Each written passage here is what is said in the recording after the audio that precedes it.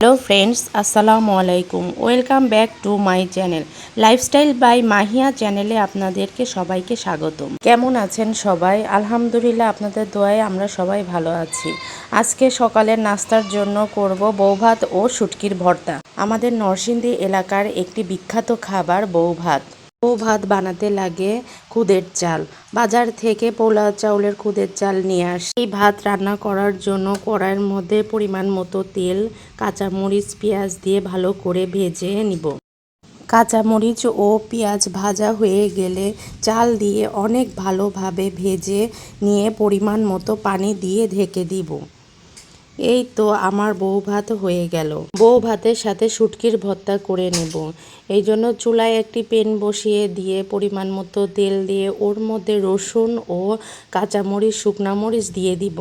এগুলো ভালোভাবে ভেজে নিয়ে উঠিয়ে রাখবো একটি পাত্রে। এরপর পুঁটি শুটকি ভালোভাবে ধুয়ে কড়ার মধ্যে টেলে নিব।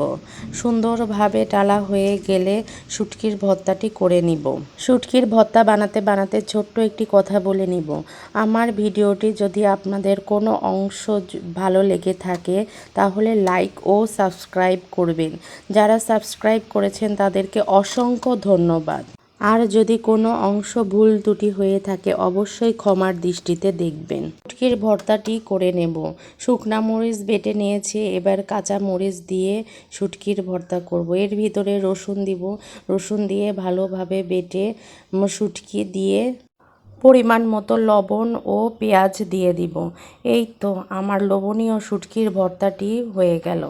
আজকে সকালের নাস্তার জন্য মজাদার শুটকির ভর্তা ও বউভাত খেয়ে নেব। কত সুন্দর হয়েছে দেখেন ভর্তাটা। এখন সবাইকে আস্তে আস্তে বেড়ে দিব। সকালের নাস্তা করতে করতে আপনাদের থেকে বিদায় নিয়ে নিব। তো বন্ধুরা, আজকের ব্লগটি এই পর্যন্তই। দেশ ও দেশের বাইরে থেকে যারা আমার ভিডিওটি দেখছেন, ভালো লাগলে অবশ্যই আমার চ্যানেলটি সাবস্ক্রাইব করে দিবেন। আল্লাহ হাফেজ, আসসালামু আলাইকুম।